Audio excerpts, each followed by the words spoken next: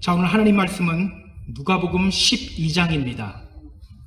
누가복음 12장 49절부터 53절까지 말씀입니다. 누가복음 12장 49절부터 53절. 자, 누가복음 12장 49절부터 53절 우리 같이 한 목소리로 봉독하겠습니다. 같이 읽습니다. 내가 불을 땅에 던지러 왔노니 이 불이 이미 붙었으면 내가 무엇을 원하리요? 나는 받을 세례가 있으니 그 이루기까지 나의 답답함이 어떠하겠느냐? 내가 세상에 화평을 주려고 온 줄로 아느냐? 내가 너희에게 이르노니 아니라 도리어 분쟁케 하려 함이로다. 이후부터 한 집에 5사람이 있어 분쟁하되 셋이 둘과 둘이 셋과 하리니 아비가 아들과 아들이 아비와 어미가 딸과 딸이 어미와 시어머니가 며느리와 며느리가 시어머니와 분쟁하리라 하시니라. 아멘. 자, 오늘 말씀의 제목은 불을 던지러 오신 예수님입니다. 불을 던지러 오신 예수님. 여러분, 불 하면 어떤 느낌이 가장 먼저 드세요? 불같이 화를 낸다. 불호령이 떨어졌다. 불벼락 내렸다. 이렇게 불이라는 말을 들으면요, 왠지 좀 무섭기도 하고 두려운 느낌, 심판받는 것 같은 그런 느낌이 들어요. 그래서 오늘 본문이 조금 이상하게 느껴지는 분들도 있을 거예요. 불을 던지러 오신 예수님. 불을 던지러 오신 예수님. 실제로 오늘 본문을 보면요, 이상한 것이 한두 가지가 아니에요. 오늘 예수님은 제자들을 향해 말씀하셔요. 내가 불을 던지러 왔다. 내가 세상에 평화 주려고 온 줄로 아느냐? 아니다. 분쟁 주러 왔다.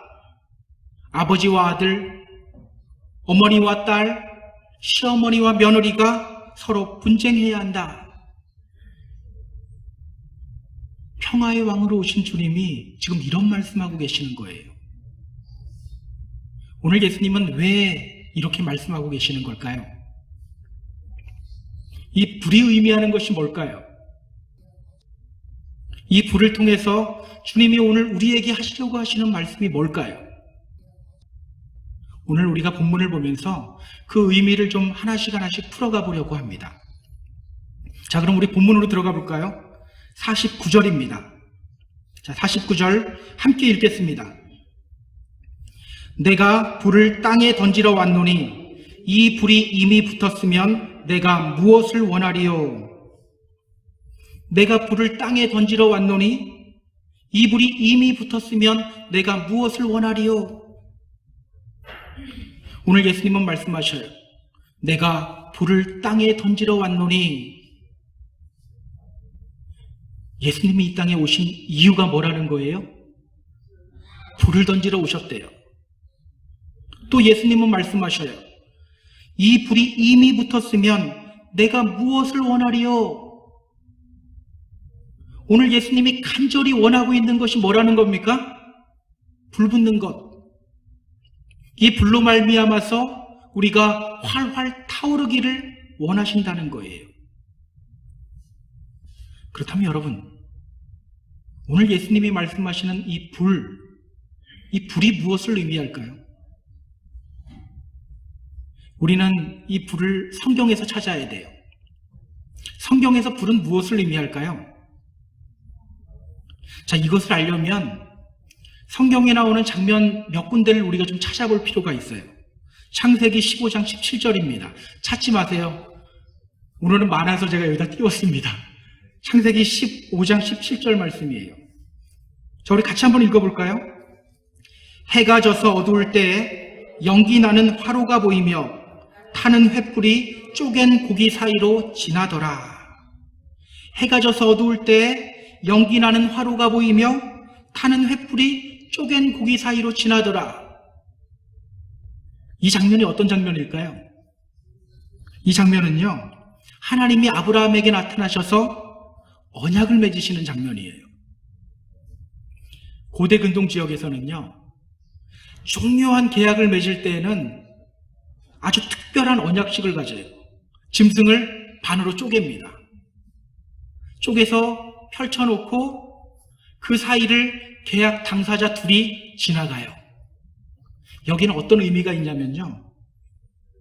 누구든지 이 언약을 어기면 이 짐승들과 같이 될 것이다 라는 그런 의미가 있어요. 하나님이 아브라함에게 약속하셨어요.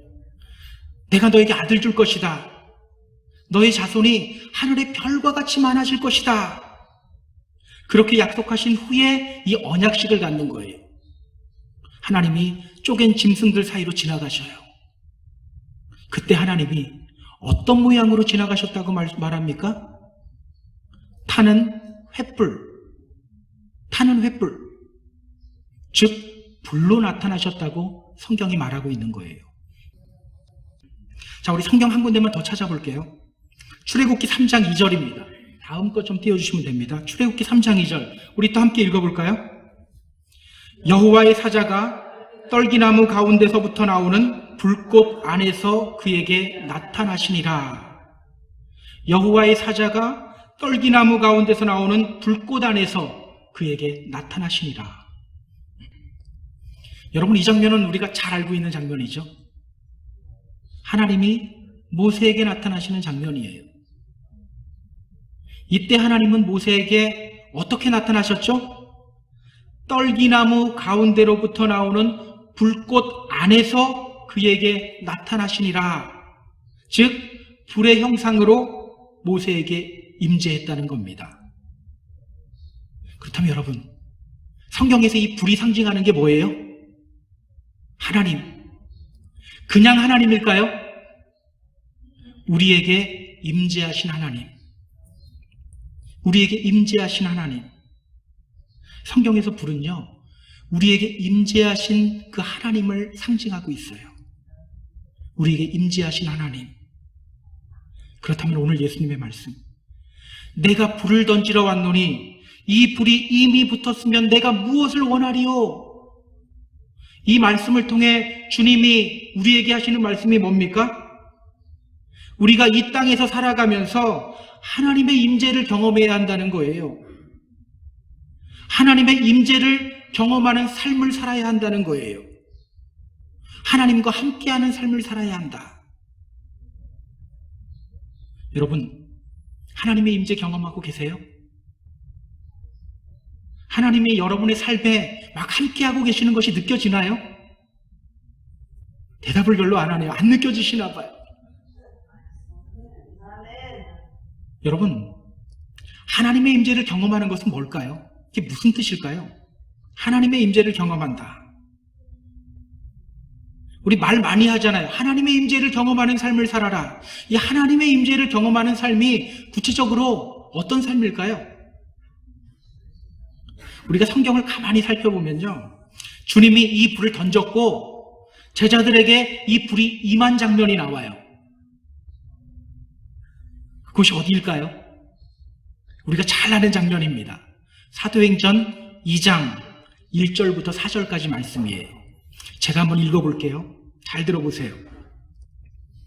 오순절 날이 이미 이름에 그들이 다 같이 한 곳에 모였더니 호련히 하늘로부터 급하고 강한 바람 같은 소리가 있어 그들이 앉은 온 집에 가득하여 마치 불의 혀처럼 갈라지는 것들이 그들에게 보여 각 사람 위에 하나씩 임하여 있더니 그들이 다 성령의 충만함을 받고 성령이 말하게 하심을 따라 다른 언어들로 말하기를 시작하니라.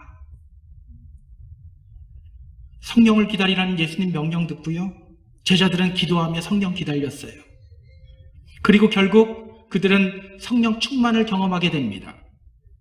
그때 제자들이 경험한 것이 무엇입니까? 성경이 말하죠.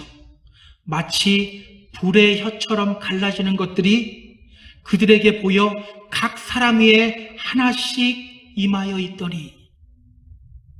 그들이 경험한 것이 뭐예요? 불 경험한 거예요. 예수님이 말씀하신 그 불을 경험했던 거예요. 그리고 그러한 현상에 대해서 성경은 이렇게 말하고 있어요.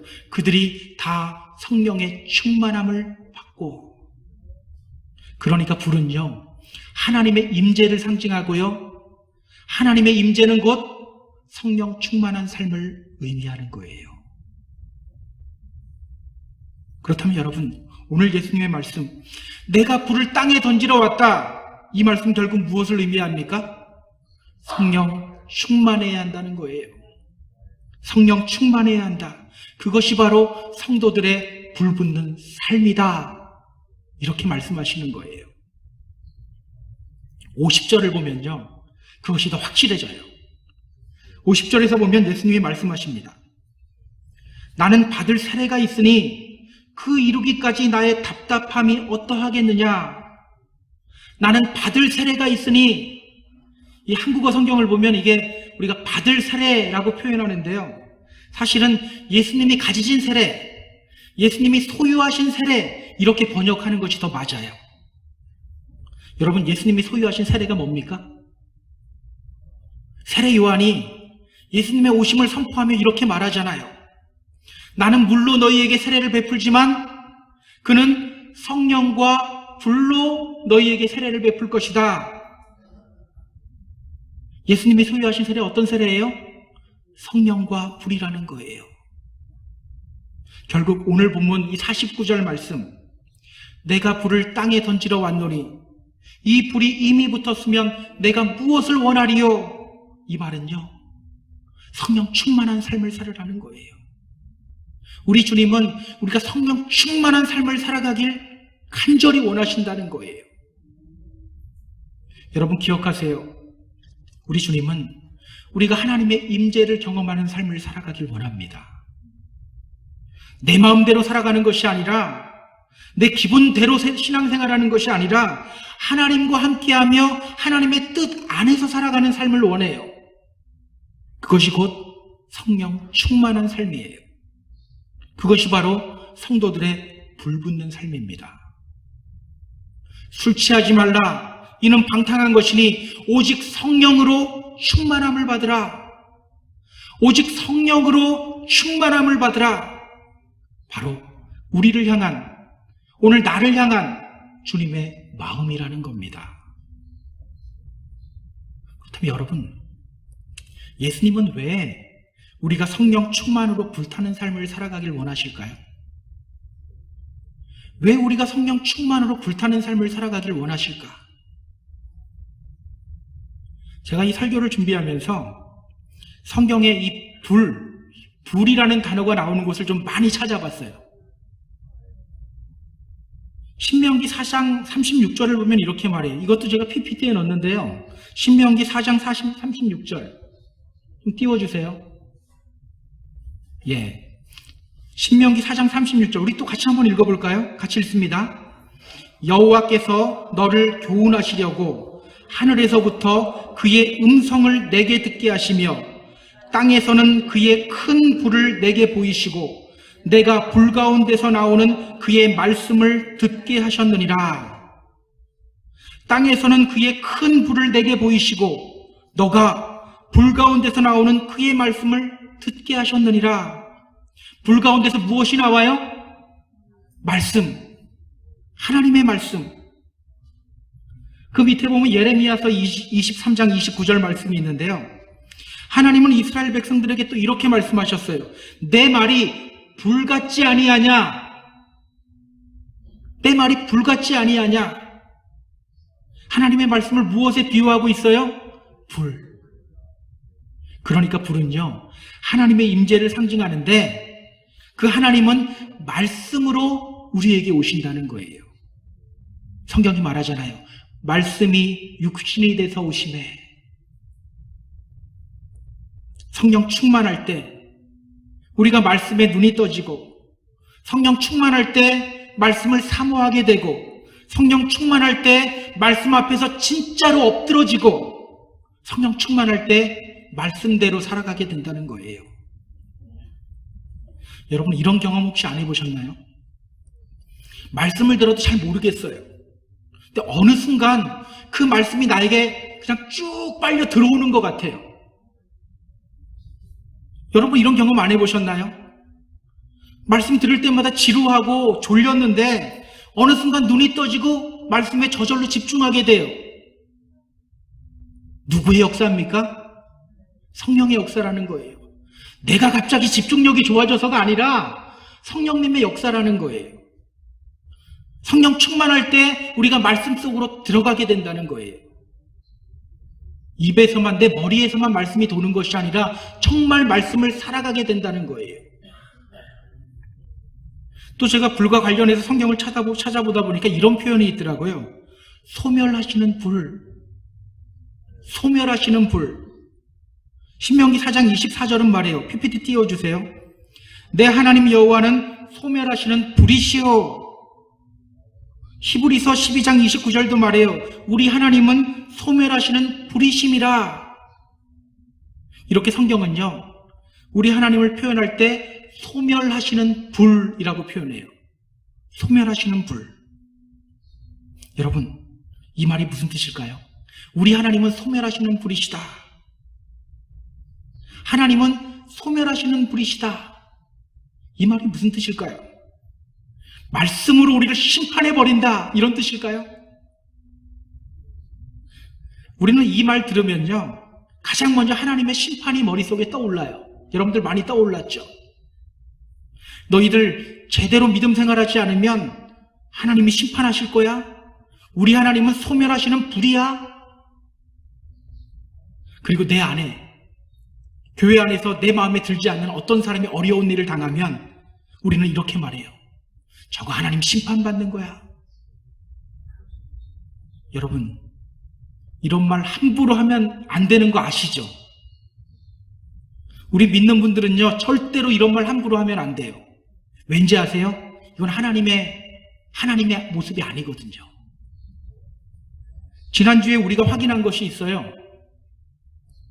아들 주시겠다는 하나님의 약속에 아브라함이 어떻게 했습니까? 어떻게 반응했나요?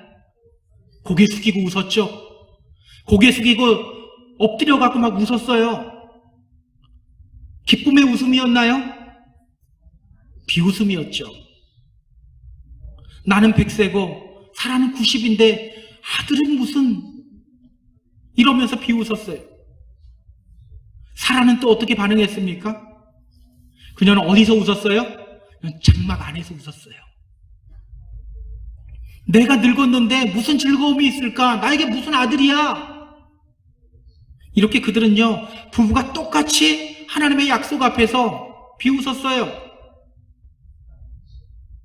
자, 우리 하나님이 어떻게 하셨죠? 믿음 없다고 그들 심판하셨나요? 그렇게 하지 않으셨죠. 그들의 비웃음을 기쁨의 웃음으로 바꿔주셨어요. 너희들 내가 말하는데 비웃어? 그래, 한번 벌 받아봐라. 이러지 않으셨어요. 그들에게 이삭을 선물로 주셨어요. 이삭이 무슨 뜻이라고요? 기쁨. 또 한 가지? 웃음. 그들은 비웃었는데 하나님이 그들의 비웃음을 기쁨의 웃음으로 바꿔주신 거예요. 결국 사라는요, 아들 이삭을 품에 안고 이렇게 고백할 수밖에 없었어요. 하나님이 나를 웃게 하시니 듣는 자가 다 나와 함께 웃으리로다. 하나님이 나를 웃게 하신다. 나는 비웃었는데, 나는 말씀 앞에 비웃었는데 하나님이 나를 웃게 하신다. 하나님이 나의 비웃음을 진정한 기쁨의 웃음으로 바꿔주셨다. 바로 이 고백이었던 거예요. 여러분 기억하세요. 우리 하나님은요, 심판하시기 위해서 이 땅에 오신 분이 아닙니다. 요한복음 12장 47절이 말하잖아요. 사람이 내 말을 듣고 지키지 아니할지라도 내가 그를 심판하지 아니하노라. 내가 온 것은 세상을 심판하려 하려 온 것이 아니요 세상을 어떻게 하기 위해서요? 구원하기 위해서 왔다. 사람이 내 말을 듣고 지키지 아니할지라도 내가 그를 심판하지 아니하노라. 내가 온 것은 세상을 심판하려 함이 아니요 세상을 구원하려 함이로다. 그렇다면 여러분, 하나님은 소멸하시는 불이다. 이 말은 뭐예요? 무슨 뜻이에요? 심판이 아니죠. 우리 하나님은 불로 우리의 더러운 것들을 다 태우고 소멸하시고 우리를 깨끗하게 만드시는 분이라는 뜻이에요.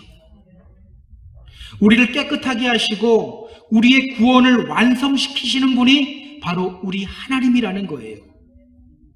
내가 죄 안 짓고 막 열심히 해서 내 구원을 완성하는 것이 아니라 주님이 우리를 깨끗하게 하심으로 우리의 구원을 완성하신다는 거예요.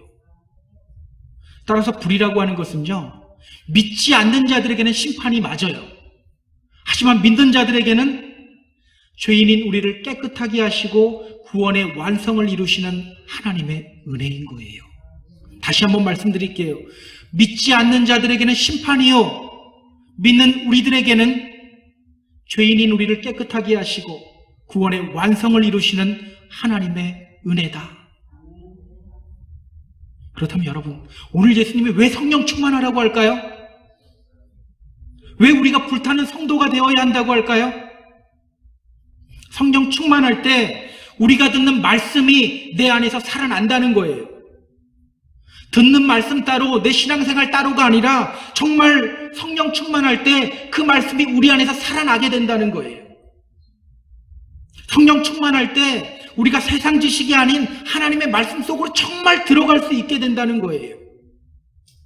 성령 충만할 때 우리가 그 말씀 안에서 다듬어지며 결국은 죄로부터 승리하고 깨끗함을 받게 된다는 겁니다.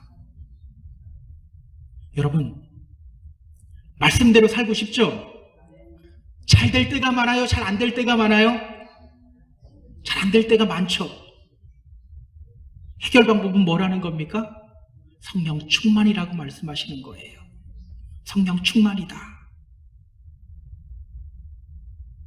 사도행전 2장 뒷부분을 계속해서 보면요, 이 성령 충만을 경험한 후에 제자들에게 어떤 변화가 나타났는지가 나와요. 성령 충만을 경험한 제자들을 보면서 사람들이 놀리기 시작해요. 저들이 아침부터 술에 취했구나. 새 술에 취했구나. 그 놀리는 소리 듣고 베드로가 사람들 앞에 섭니다. 원래 베드로는요, 성격이 급한 사람이에요. 아마 원래 성격대로 했으면 한바탕 난리 쳤을 것 같아요. 니들이 내가 술 마시는 거 봤어? 막 이랬을 것 같아요. 그런데요, 그에게서 말씀이 나오기 시작해요. 말씀이 나오기 시작해요.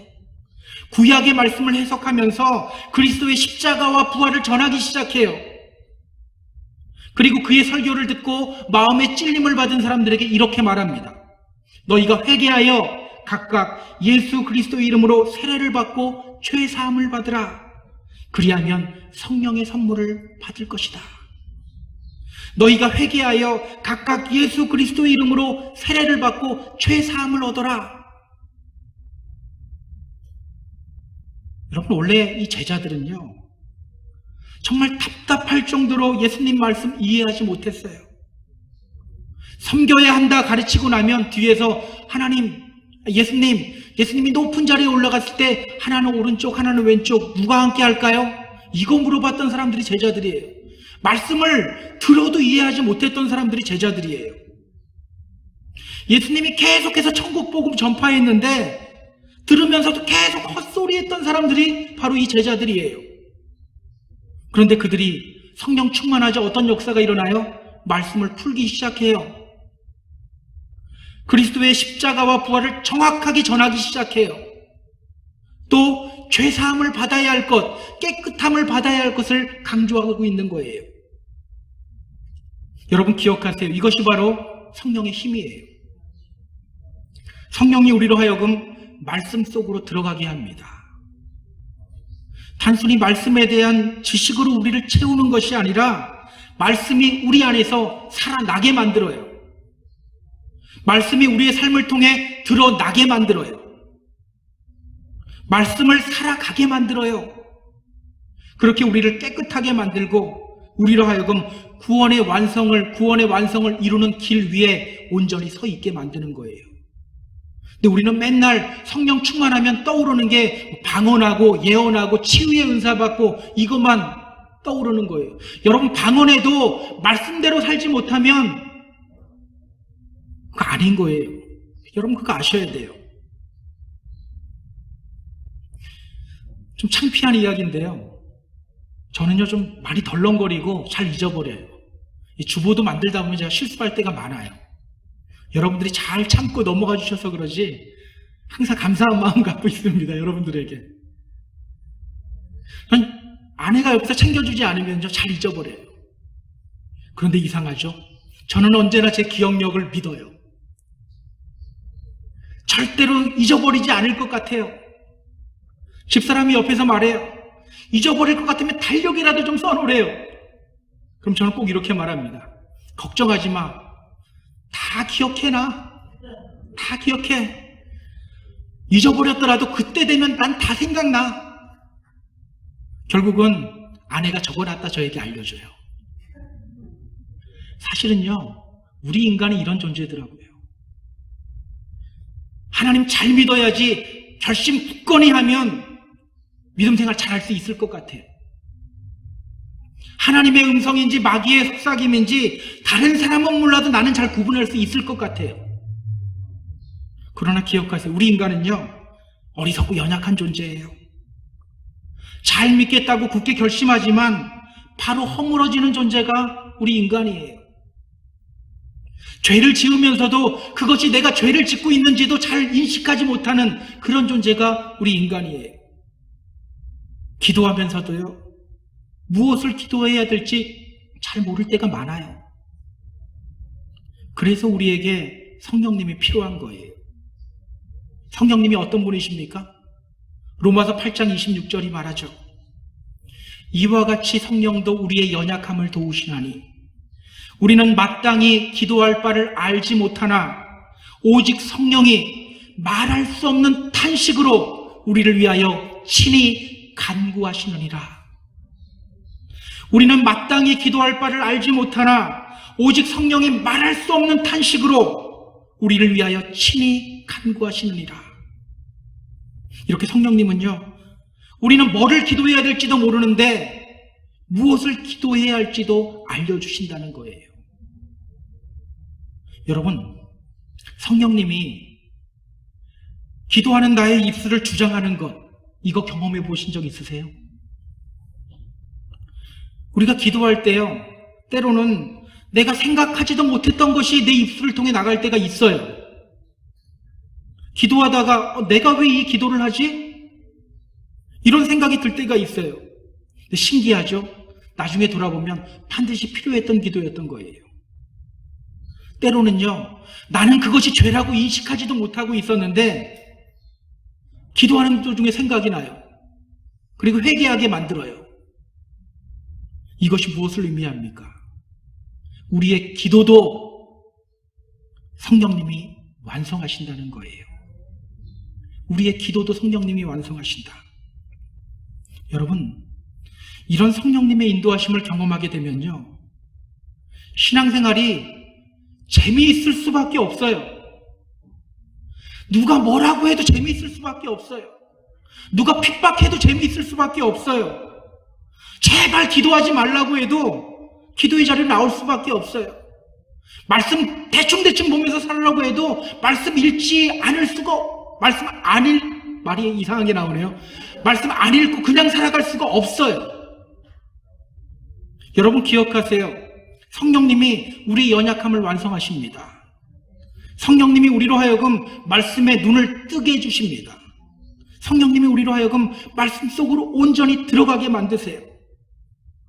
그렇게 우리를 말씀 안에서 다듬으며 그리스도의 날에 합당한 사람으로 우리를 만들어 가셔요. 그래서 여러분, 오늘 우리는요, 성령 충만하길 원해야 돼요. 성령 충만을 간구해야 합니다. 제자들이 언제 성령 받았습니까? 기도하다가 성령 충만 경험했어요.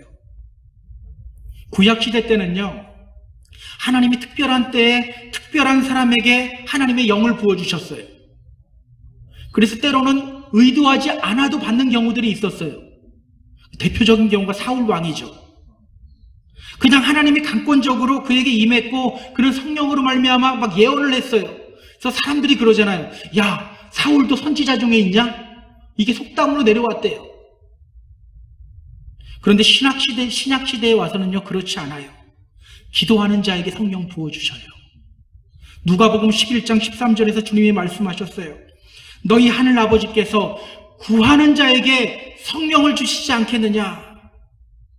구하는 자에게 성령 주시지 않겠느냐? 여러분, 자꾸 결심만 하지 마세요. 내가 이젠 주님 잘 믿어야지. 이제부터 정신 차리고 믿음 생활 잘해야지. 우리는 결심 굳건히 하는 게 믿음이라고 자꾸 생각해요. 분명히 하나님은 우리의 그 결단 기뻐 받으십니다. 그런데 여러분, 결심만 하고 멈추면 결심만 하다 끝나는 인생 되어버립니다. 결심과 함께 기도의 자리로 끊임없이 나와야 돼요. 그래야만 성령 충만한 삶을 살아가게 돼요. 그때 내 힘이 아닌 주님 주신 힘으로 말씀대로 살아갈 수 있게 되는 거예요. 그 말씀 속에서 하나님의 사람으로 다듬어지게 되는 거예요. 오늘 우리는요, 예수님의 마음을 품어야 합니다. 내가 불을 땅에 던지러 왔노니 이 불이 이미 붙었으면 내가 무엇을 원하리요? 여러분, 이 말이 뭐예요? 불이 잘 붙고 있다는 거예요? 잘 안 붙고 있다는 거예요? 여러분, 잘 붙고 있다는 겁니까? 안 붙고 있다는 겁니까? 잘 안 붙고 있다는 거예요. 나는 받을 세례가 있으니 그 이루기까지 나의 답답함이 어떠하겠느냐? 잘 붙지 않는 불을 보면서 오늘 주님 심정이 어떻다는 겁니까? 답답하다는 거예요. 답답하다. 혹시 이 답답함이 오늘 우리를 향한 답답함은 아닐까요? 우리는 돌아봐야 돼요. 정말 심각하게 돌아봐야 됩니다. 주님의 이름으로 부탁드립니다. 이제는 불 붙이시기 바랍니다. 기도하며 성령 충만 경험하시기 바랍니다. 그렇게 말씀 속으로 들어가며 말씀 안에서 다듬어지며 그리스도의 날에 깨끗하고 합당한 사람으로 완성되어져 가는 저와 여러분 모두 되기를 주님의 이름으로 축복합니다. 오늘 성경은요, 우리가 성령 충만한 삶을 살아가기 위해서 반드시 기억할 것 한 가지를 우리에게 소개하고 있어요. 51절부터 53절까지 말씀인데요. 자, 우리 함께 읽어볼게요. 51절, 52절, 53절입니다. 같이 읽습니다. 내가 세상에 화평을 주려고 온 줄로 아느냐? 내가 너희에게 이르노니 아니라 도리어 분쟁케 하려 함이로라. 이후부터 한 집에 5사람이 있어 분쟁하되 셋이 둘과 둘이 셋과 하리니 아버지가 아들과 아들이 아비와 어미가 딸과 딸이 어미와 시어머니가 며느리와 며느리가 시어머니와 분쟁하리라 하시니라. 불이 붙어야 되는데 불 안 붙으면 매캐한 연기만 더 올라오죠. 그렇게 해서 눈 따갑게 하는 그 연기만 계속해서 내뿜는 그런 사람들에게 오늘 예수님이 답답한 심정으로 말씀하셔요. 내가 세상에 화평 주려고 온 줄로 아느냐? 아니다. 분쟁하게 하려고 왔다. 내가 세상에 평화 주려고 온 줄로 아느냐? 아니다. 분쟁하게 하기 위해서 왔다. 여러분, 이 말씀 이해가 가세요? 분명히 주님은 우리에게 평화를 주시는 분이신데 오늘 예수님은 다르게 말씀하셔요. 내가 온 이유는 화평이 아니라 분쟁이다. 나는 분열과 대립을 일으키기 위해 왔다. 내가 너희들에게 원하는 것은 투쟁이다, 싸움이다, 싸워라 라고 말씀하시는 거예요. 여러분, 이 말씀 우리가 어떻게 이해해야 될까요? 이게 언뜻 보면 이해가 가지 않아요. 그런데요, 우리가 이 말씀을 좀 깊이 묵상하다 보면 이 말씀 속에 성령 충만을 위한 해답이 들어있어요. 불이 붙으려면 스파크가 일어나야 되죠. 스파크는 어떻게 일어납니까? 부딪힐 때 일어나요. 큰 쇠를 들고 돌멩이 많은 데 가서 계속 빵빵 쳐보세요. 밤에 불꽃이 팍팍 튈 거예요. 여러분, 왜 우리가 불같이 타오르지 못합니까? 자꾸 싸움을 피하기 때문이에요. 싸움 피하고 포기하기 때문이에요. 이 믿음의 길은요, 영적 전쟁터예요. 끊임없이 공격 와요. 하나님 일 하려고 하면 이상하게 방해 세력이 나타나요. 이상하게 뒤에서 나를 비방하고 헐뜯는 소리가 다른 때는 안 들리다가 은혜 받으면 들려요. 신기하죠? 이상하게 나를 힘 빠지게 하는 사람들이 생겨요. 기도하지 못하게 하고 예배하지 못하게 만드는 상황과 환경들이 갑자기 나에게 몰려와요. 그때 우리가 해야 할 것이 무엇입니까? 그 상황에 맞서 싸워야 된다는 거예요. 싸워야 된다. 그런데 문제가 뭔지 아세요? 많은 분들이 이 싸움을 피해버려요. back off, 뒤로 물러서 버려요. 말씀으로 맞서 싸워야 하는데 자꾸 내 기분과 타협해요. 내 그때그때 내 감정과 타협해요. 말씀은 이렇게 하라고 하는데 그 순간 내 기분이 먼저예요. 아무리 성경이 사랑하라고 말해도 그때 내 감정이 안 좋으면 그냥 내 감정대로 가는 이런 경우가 너무 많아요. 상황과 환경이 좋지 않아도 그것이 하나님의 뜻이라면 밀고 나아가야 되는데 그냥 타협해버려요. 싸움 피해버려요. 여러분, 그래서요, 히브리서 기자는 정말 답답한 마음에 이렇게 외쳐요. 너희가 죄와 싸우되 피 흘리기까지 대항하지 아니하고, 너희가 죄와 싸우고 있는데 대충 싸우면 어떡하자, 피 흘리기까지 대항해야 된다라고 말해요. 싸워야 된다. 여러분, 성령 충만 받기 위해서는요, 우리에게 싸움이 필요해요. 투쟁이 필요해요. 그렇다고 여러분 오해하지 마세요. 이 싸워야 한다는 말을 잘못 오해하면 안 됩니다. 이 말을 잘못 오해하는 경우들이 많아요. 이런 경우가 있어요. 어느 날 믿지 않는 남편이 교회 가는 것을 반대해요. 야, 교회 갈 시간 있으면 집안일이나 좀 더 해. 교회 갈 시간 있으면 남편 밥상이나 좀 더 신경 써. 그러면 이렇게 반응하는 분들이 있더라고요. 그래, 피 흘리기까지 싸우자. 남편이 갑자기 마귀로 보여요. 저 마귀와 싸워 이기자. 여러분, 이런 싸움 의미하는 거 아닙니다. 우리는요, 이 싸워야 할 대상과 싸우지 말아야 할 대상을 정확하게 구분할 수 있어야 돼요. 싸워야 할 때와 싸우지 말아야 할 때를 잘 구분해야 돼요.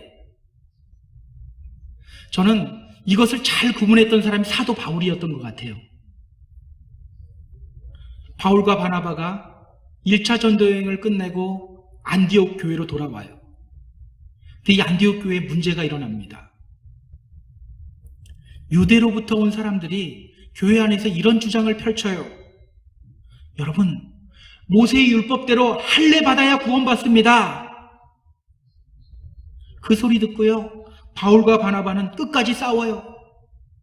그 문제 갖고 예루살렘 올라가서 논쟁을 벌이고 결국 승리해요. 그런데요, 바울은 때로는 이 싸움을 피한 적이 있어요. 바울이 이 예루살렘에서 결정된 내용을 가지고 1차 전도여행 때 방문했던 곳을 2차 전도여행을 가면서 다시 방문해요. 그러다가 디모데를 만납니다. 그런데 바울은요, 이 디모데에게는 할례를 행해요. 성경은 그 근처에 있는 유대인들로 말미암아 바울이 할례를 행했다라고 말해요. 왜 그랬을까요? 고린도전서 9장 20절을 보면요, 바울이 왜 그랬는지를 알게 됩니다. 그가 말해요. 유대인들에게 내가 유대인과 같이 된 것은 유대인들을 얻고자 하며, 율법 아래에 있는 자들에게 내가 율법 아래에 있지 않지만 율법 아래에 있는 자같이 보인 것은 율법 아래에 있는 자들을 얻고자 합니다. 당시 바울은요, 싸울 수 있었어요. 예루살렘에서 결정된 편지도 자기 품속에 갖고 있었어요. 싸울 명분이 충분했어요.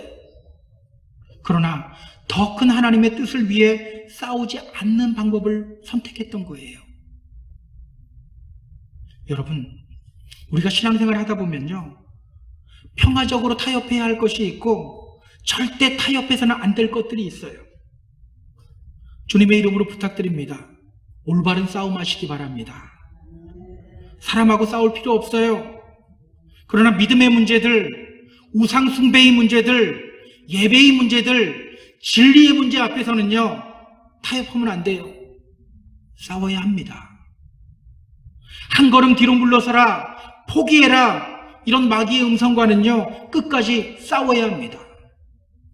그렇게 싸우는 순간 우리 안에서 스파크가 일어나는 거예요. 불꽃이 튀기 시작하는 거예요. 그 불꽃으로 인하여 불이 일어납니다. 성령 충만하게 됩니다. 말씀대로 살아가는 역사가 일어나요. 그리스도의 날에 합당한 사람으로 만들어져 가는 그 길 위에 우리가 서 있게 돼요. 그때 우리는 바울과 같이 고백할 수 있을 거예요. 나는 선한 싸움을 싸우고 나의 달려갈 길을 마치고 믿음을 지켰으니 이제 후로는 나를 위하여 의의 면류관이 예비되었다. 나는 선한 싸움을 싸우고 달려갈 길을 마치고 믿음 지켰으니 이제 후로는 나를 위하여 의의 면류관이 예비되었다. 바울이 싸움 피했다면 이 고백할 수 있었을까요?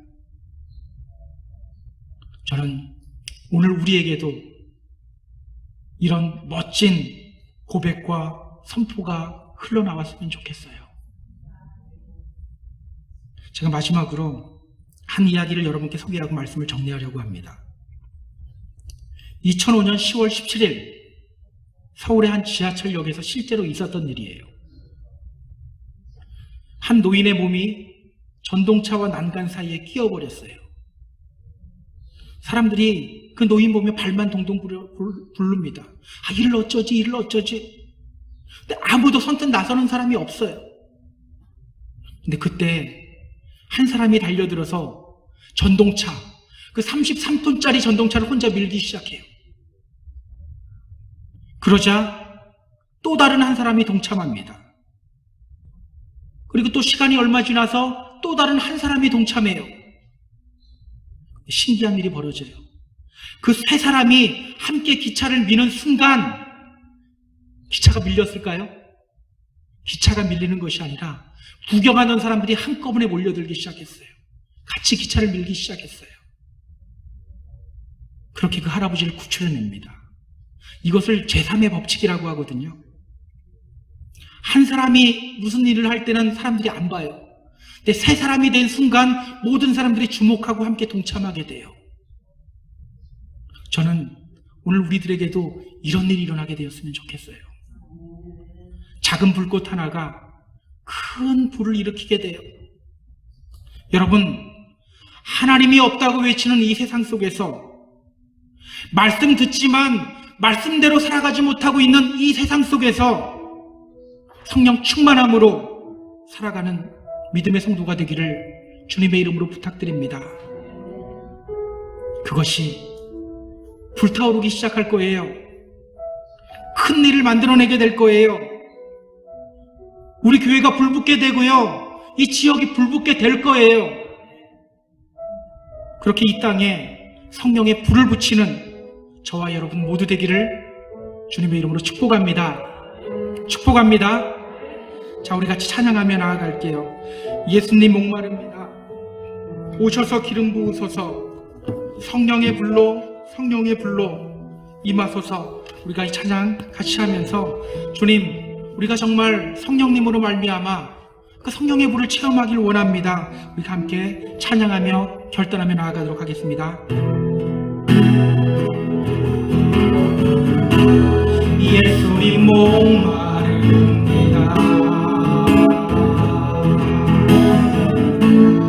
오시어 기름 부으소서. 주님을 사모합니다.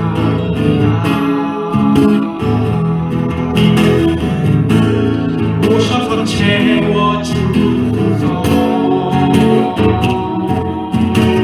성령의 불로 임하소서. 성령의 불로